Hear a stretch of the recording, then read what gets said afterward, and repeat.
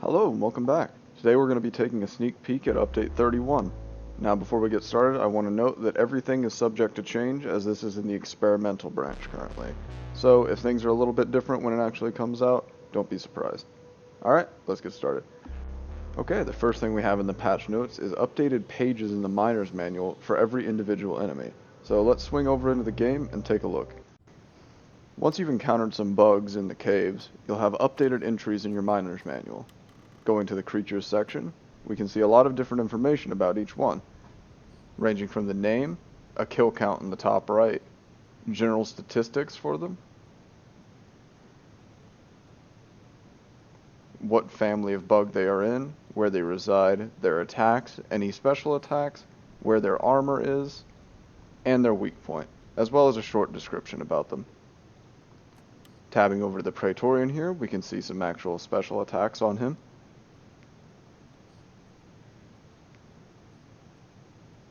As well as their resistances.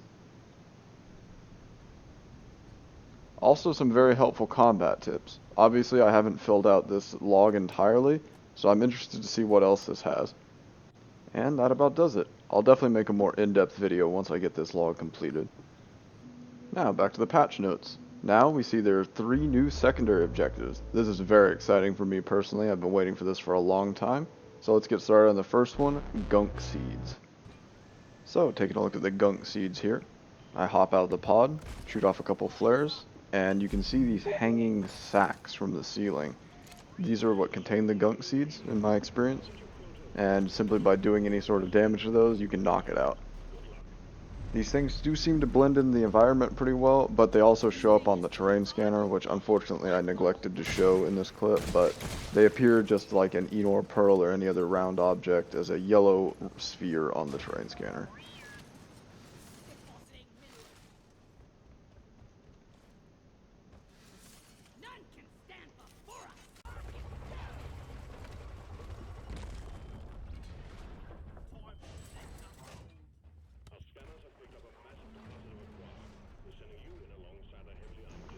Next, we have the Ebo Nut.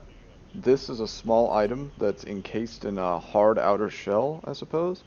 It takes 3 pickaxe swings to break it, or a single power attack.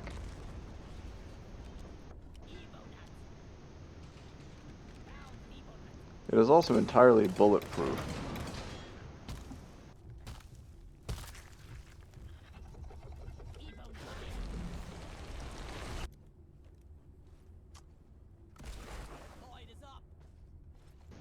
As I mentioned before, it can also be broken with a single power attack. And the final new objective is Fester Fleas. These are a small flying Mactera type enemy with the objective of killing them. This is my personal favorite, if I'm completely honest, mainly because of how just like universal this is between all the classes, and that all classes can do this easily. Meanwhile, things like fossils may just completely screw over a gunner. So yeah, I'm going to let the rest of this clip play out entirely because I really like the sound design of these things, and I think it adds a lot to the atmosphere of the cave, especially in this second clip if you pay attention to the audio and just sort of the tension, I guess, it brings, that I'm constantly looking for them. So I'll go ahead and let you watch this part.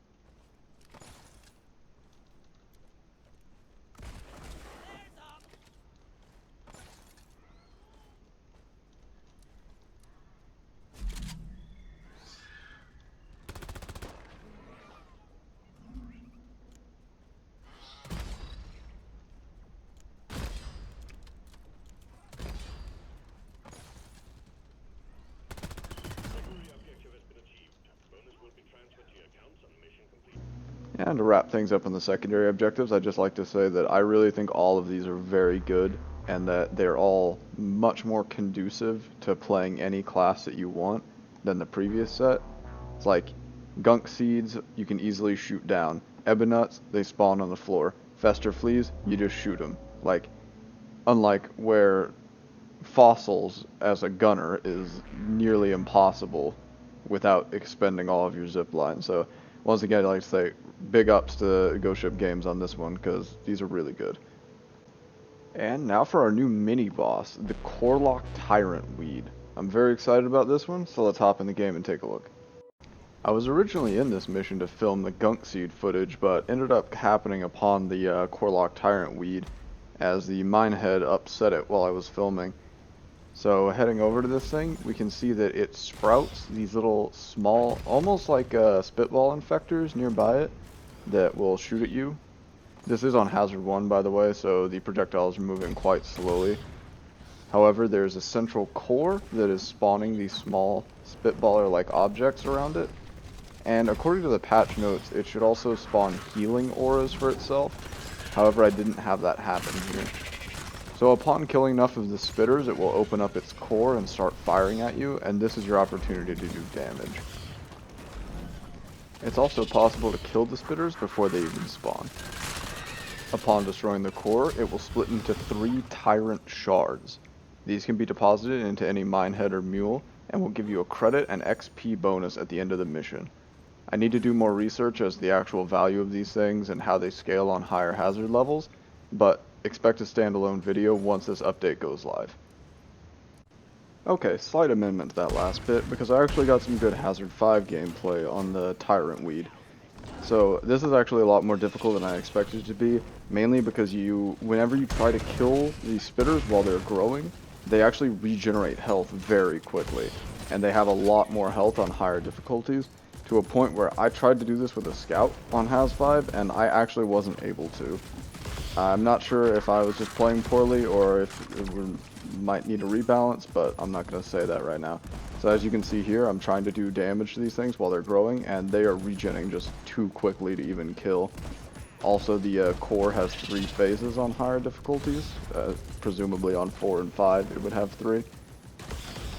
But as you can see here, doing burst damage with the ammo-hungry engineer build that I use. And it goes pretty well with that, but like I said, Scout will struggle with this, I feel.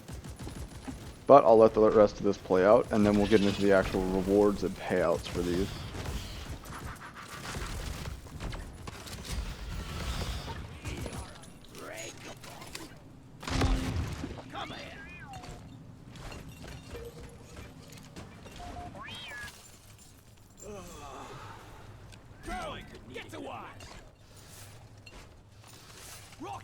Okay, so here's the end screens. This is a Hazard 1, obviously 0 length, 0 complexity, with about 1300 credits and almost 300 XP.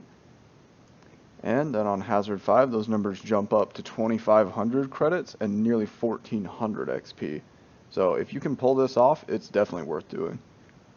And now for some of the fun and decorative stuff. First of all, we have new biome items in the radioactive exclusion zone, dense biozone, and fungus bogs. I've seen a couple of these, but there's a lot too many to document, so I'll try to work that into the new biome videos that I'm working on, but for now, just know that there's a lot of new foliage and stuff in there. And next, we have an all-new beer. I'm going to go ahead and roll that clip now, along with my live reaction. Alright, let's see what we got here. So we got the new beer. It's a Smart Stout. So let's see what this does.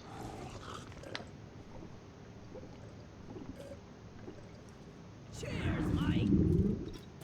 Although gold is the most noble of the noble Oh metals, God. it still forms many diverse compounds, meaning the oxidation state of gold in its compounds ranges from -1 to +5.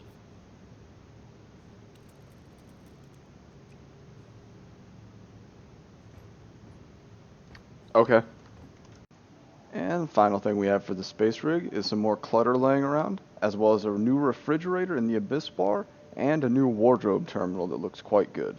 And the last section of the patch notes, miscellaneous bug fixes. I'm going to go ahead and condense this down to what I feel is important to the gameplay. First, the materials of the Brood Nexus have been improved, meaning the texture, so it doesn't look so weird and lumpy anymore and actually looks like it belongs down here. Good change.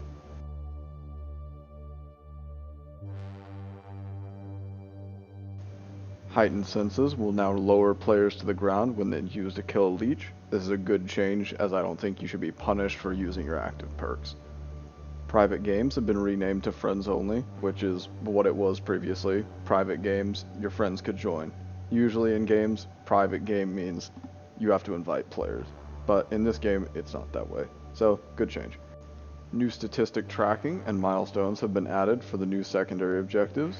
This is an overall positive as it puts more perk points into the hands of new players, allowing them to move up the tree faster. Another great change. Some people have had issues with the mule getting stuck on the way to the pod in salvage missions. I've only ever encountered this once, and simply digging the ground out next to the drop pod allowed the mule to get in, but I imagine if you've ever lost a mission to this bug, that would be very upsetting, so glad they fixed that. Apparently, being able to grapple to an Quark midair was a bug, which I'm kind of upset that they removed, because I really enjoyed throwing an Quark out into open air and then slinging myself off of it like Spider-Man, but overall I guess this makes a more clean movement experience for the scout, so whatever. Now, fixed a bug with placement of cargo crate batteries. Not entirely sure what this means, but I'm hoping it's referring to them being placed close to the crate, air quotes, but through a wall, therefore requiring you to move nearly 100 meters to actually reach it in a walking manner rather than drilling directly to it, so fingers crossed that's what they mean, but another good change. And finally, I think we'll all be happy to get a little bit less spam from the Discord bot. And that's all I have for you today. Thank you again for watching. If you'd like some more information on Deep Rock Galactic, please consider subscribing to my channel. I'm going to be putting out regular content on this game, guides, tutorials, all that kind of stuff, as well as information on new updates like this.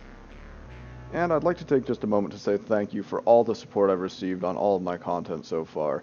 All the constructive criticism and feedback has been absolutely overwhelming and extremely helpful in every way.